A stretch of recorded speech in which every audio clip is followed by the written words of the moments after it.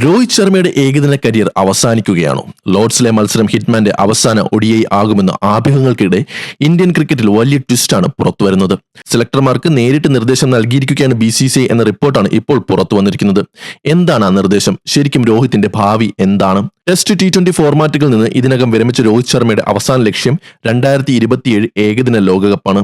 എന്നാൽ ഇംഗ്ലണ്ടിനെതിരായ പരമ്പരയിലെ മോശം പ്രകടനത്തിന് പിന്നാലെ അദ്ദേഹത്തിന്റെ ഭാവിയെക്കുറിച്ചുള്ള ചർച്ചകൾ ശക്തമായി.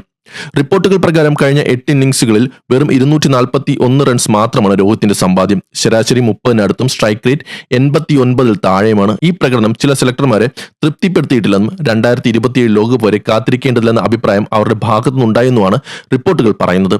ഇതോടെയാണ് ലോർഡ്സിലെ മൂന്നാം ഏകദിനം രോഹിത് ശർമ്മയുടെ അവസാന അന്താരാഷ്ട്ര മത്സരം ആയിരിക്കുമെന്ന തരത്തിലുള്ള അഭ്യൂഹങ്ങൾ വ്യാപകമായത്.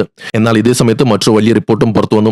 സെലക്ടർമാർക്ക് BCCI നൽകിയിരിക്കുന്ന നിർദ്ദേശം എന്തെന്നാൽ രോഹിത് ശർമ്മയെക്കുറിച്ചുള്ള ഒരു അന്തിമ തീരുമാനം ഇപ്പോൾ എടുക്കരുത് എന്നാണ്. അദ്ദേഹത്തിന്റെ ഭാവിയെക്കുറിച്ചുള്ള ചർച്ചകൾ പരസ്യമാക്കുകയോ അവസാന മത്സരം എന്ന രീതിയിലുള്ള സൂചനകൾ നൽകുകയോ ചെയ്തതെന്നും റിപ്പോർട്ടിൽ പറയുന്നു.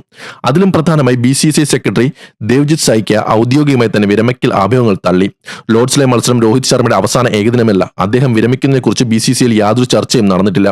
ഇന്ത്യക്ക് അദ്ദേഹം ഇനിയും ഏകദിന ക്രിക്കറ്റ് കളിക്കും എന്നാണ് സെക്രട്ടറി വ്യക്തമാക്കിയത്. അതായത് സോഷ്യൽ മീഡിയയിൽ പ്രചരിക്കുന്ന രോഹിത്തിന്റെ അവസാന മത്സരം എന്ന വാർത്തയ്ക്ക് BCCI ഔദ്യോഗികമായി ബ്രേക്ക് ഇട്ടിരിക്കുകയാണ്. പക്ഷേ ഇതുകൊണ്ട് രോഹിത്തിന്റെ സ്ഥാനം പൂർണ്ണമായും സുരക്ഷിതമായോ? അതാണ് ഇപ്പോഴത്തെ വലിയ ചോദ്യം. റിപ്പോർട്ടുകൾ സൂചിപ്പിക്കുന്നത് രോഹിത് ഇനി ഓട്ടോമാറ്റിക് സെലക്ഷൻ അല്ല എന്നതാണ്. അതായത് മുൻകാലത്തെ പോലെ പേര് കേട്ടതിനാൽ മാത്രം ടീമിൽ ഇടം ലഭിക്കുന്ന സാഹചര്യം ഉണ്ടാകില്ല. പ്രകടനം തുടർന്നും വിലയിരുത്തപ്പെടും. യുവതാരങ്ങൾക്ക് കൂടുതൽ അവസരം നൽകുന്ന നയവും BCCI ആലോചിക്കുന്നതായി റിപ്പോർട്ടുകളുണ്ട്. മറുവശത്ത് മുൻ ഇന്ത്യൻ സ്പിന്നർ അശ്വിനും ഈ വിവാദത്തിൽ പ്രതികരിച്ചു. ഒരു മോശം പരമ്പരയുടെ പേരിൽ രോഹിത് ശർമ്മയോ വിരാട് കോഹ്ലിയോ തള്ളിക്കളയുന്നത് ശരിയായ സമീപനമല്ലെന്നും മാറ്റം വേണമെങ്കിൽ അത് നേരത്തെ തന്നെ വ്യക്തമായി അറിയിക്കേണ്ടതായിരുന്നുവെന്നും അശ്വിൻ അഭിപ്രായപ്പെട്ടു. ഇതെല്ലാം കാണുമ്പോൾ ഒരു കാര്യം വ്യക്തമാണ്. BCCI 2 കാര്യങ്ങൾ ഒരുമിച്ച് ചെയ്യാൻ ശ്രമിക്കുകയാണ്. 1. 2027 ലോകകപ്പിനുള്ള തയ്യാറെടുപ്പ്. 2. സീനിയർ താരങ്ങളെയും യുവതാരങ്ങളെയും തമ്മിൽ ശരിയായ ബാലൻസ് കണ്ടെത്തുക. രോഹിത് ശർമ്മയുടെ അനുഭവം ഇന്ത്യക്ക് ഇപ്പോഴും ആവശ്യമാണ്. അതേസമയം ജയ്സ്വാൾ, ഗെയ്ക്വാദ്, മറ്റ് യുവ ഓപ്പണർമാർ എന്നിവർക്കും അവസരം നൽകേണ്ടതുണ്ട്. അതുകൊണ്ടാണ് ഓരോ പരമ്പരയും ഇപ്പോൾ രോഹിത്തിന് നിർണായകമാകുന്നത്. ഇനി അദ്ദേഹത്തിന്റെ ഭാവി തീരുമാനിക്കുന്നത് പഴയ റെക്കോർഡുകളല്ല, വരാനിരിക്കുന്ന പ്രകടനങ്ങളായിരിക്കും.